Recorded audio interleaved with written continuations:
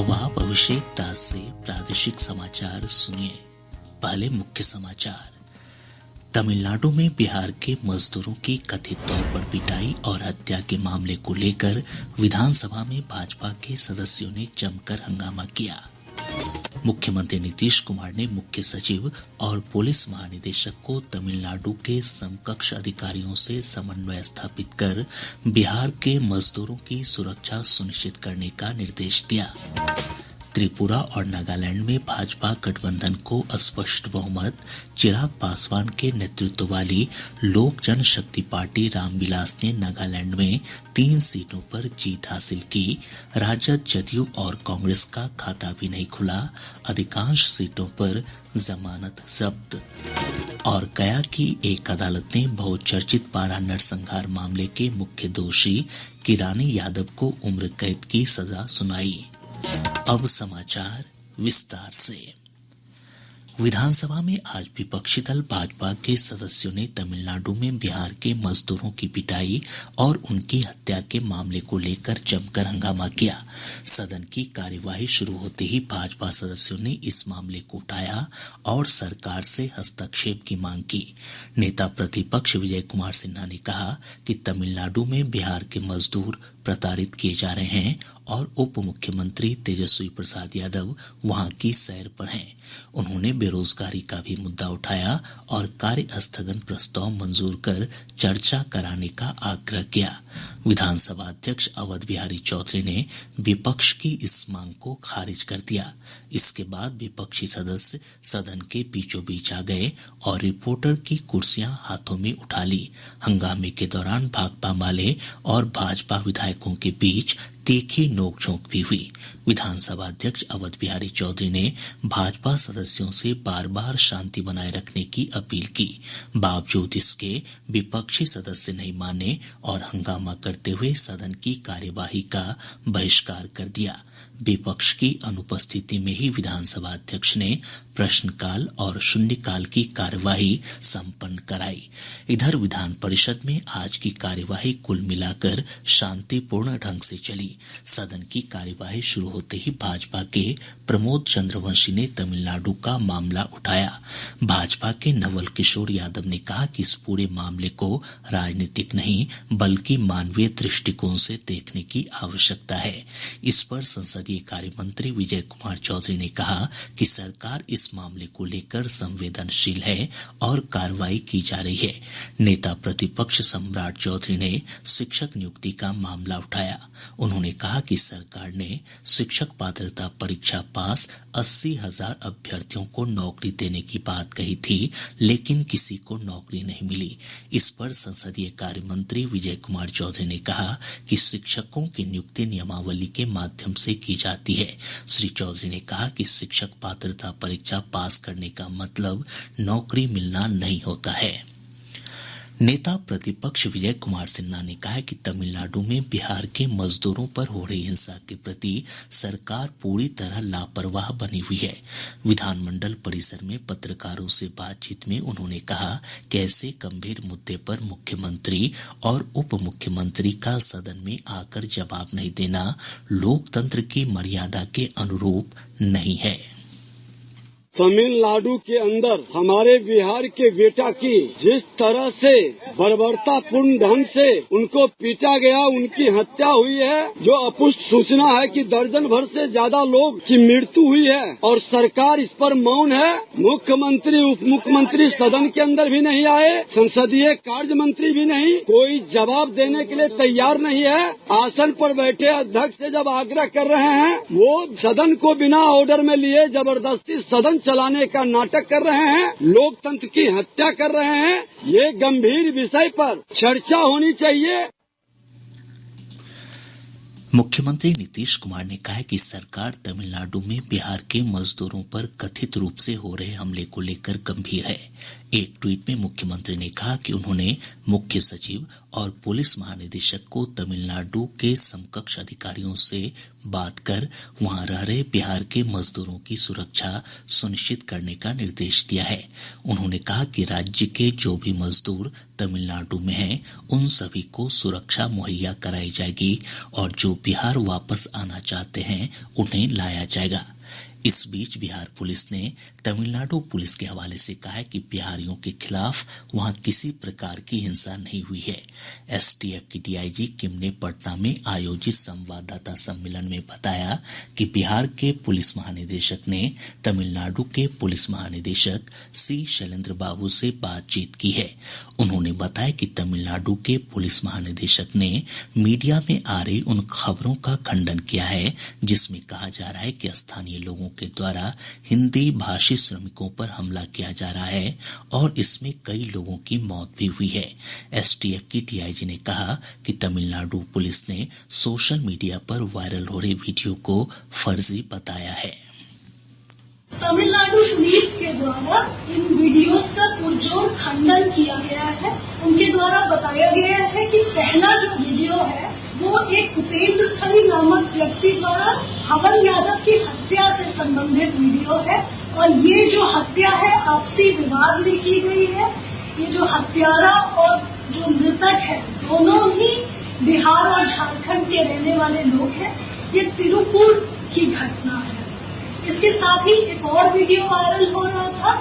वो जो वीडियो है दूसरा वो कोयम्बटूर का वीडियो है और उसमें एक हत्या का ये वीडियो है। इसमें जो मृतक और अक्यूज जो दोनों व्यक्ति हैं वो तमिलनाडु के लोग हैं। उनका कोई सरोकार नॉर्थ इंडिया से नहीं है। तमिलनाडु पुलिस ने ये जानकारी हमें दी है।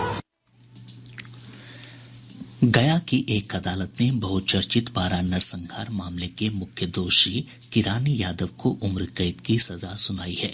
जिला और सत्र न्यायाधीश मनोज कुमार तिवारी ने पिछले दिनों किरानी यादव को दोषी करार दिया था। बीते 10 सालों से उसके खिलाफ मामला चल रहा था। अदालत ने कहा कि नक्सली किरानी यादव ने अपने साथियों के साथ मिलकर इस नरसंहार को अंजाम दिया था। इस मामले के पहले चरण में टाडा अदालत ने जून 2021 में 13 अभियुक्तों को सजा सुनाई थी। इसमें 4 को फांसी की सजा दी गई थी, जिसे बाद में राष्ट्रपति ने उम्र कैद की सजा में तब्दील कर दिया था।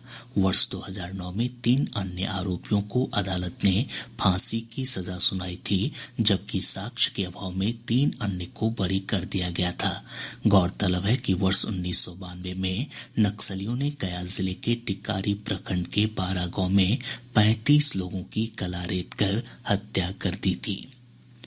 गलवान घाटी में अपनी जान गंवाने वाले भारतीय सेना के जवान जय किशोर सिंह के पिता राज कपूर सिंह को हाजीपुर की एक अदालत ने जमानत दे दी है। उन्हें 10-10 हजार रुपए के 2 निजी मुचलकों पर जमानत दी गई। राज कपूर सिंह पर SC/ST एक्ट के तहत एक व्यक्ति ने जंदाहा थाने में मामला दर्ज करवाया था, जिसके बाद उन्हें गिरफ्तार कर लिया गया था। शहीद जवान के पिता पर दूसरे की जमीन का अतिक्रमण कर अपने पुत्र की प्रतिमा स्थापित करने का आरोप है। त्रिपुरा और नागालैंड में भारतीय जनता पार्टी के नेतृत्व वाली गठबंधन ने सत्ता में वापसी की है। गठबंधन को स्पष्ट बहुमत हासिल हुआ है। वहीं मेघालय में अभी तक किसी भी दल को स्पष्ट बहुमत हासिल नहीं हुआ है।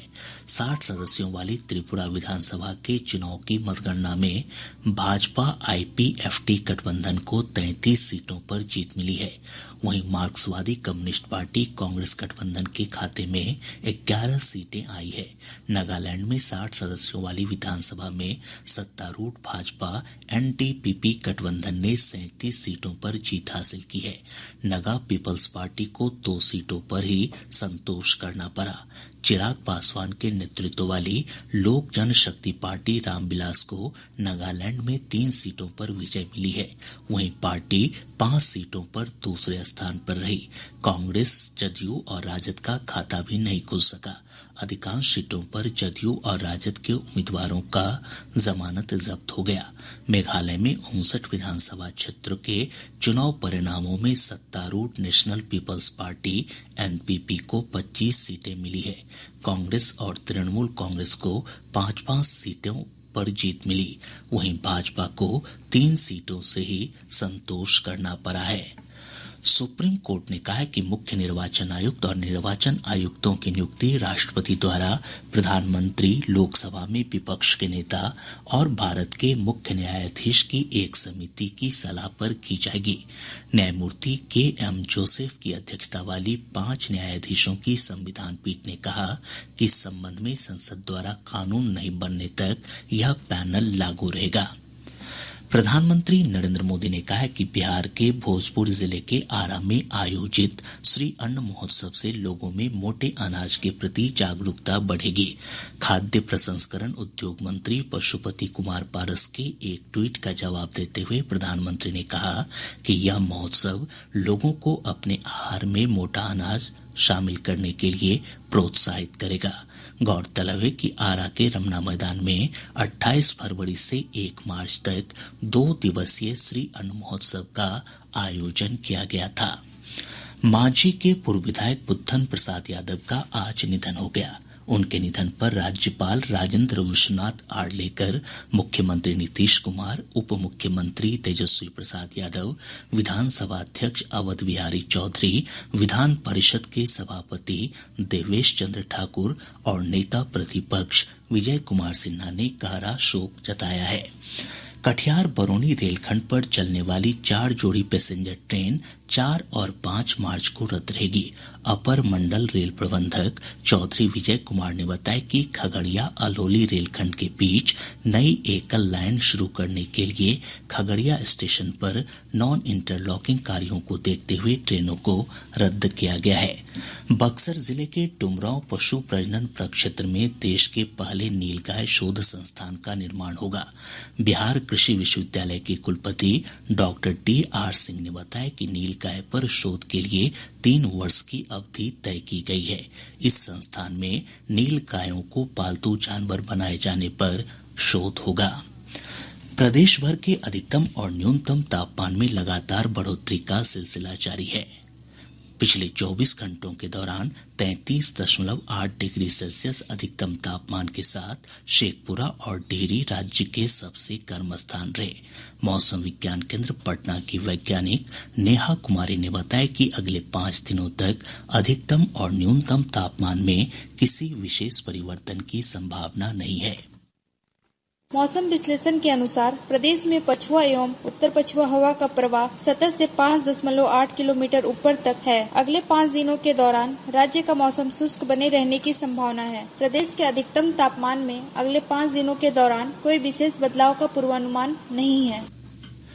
नालंदा जिले के अलग अलग थाना क्षेत्रों में हुए सड़क हादसे में 3 लोगों की मौत हो गई, जबकि 4 अन्य गंभीर रूप से घायल हो गए। बरौनी रिफाइनरी स्टेडियम में आयोजित सेंट्रल जोन हेमन ट्रॉफी क्रिकेट प्रतियोगिता में बेगूसराय की टीम ने सहरसा को 97 रनों से पराजित कर दिया। और अब अंत में मुख्य समाचार एक बार फिर।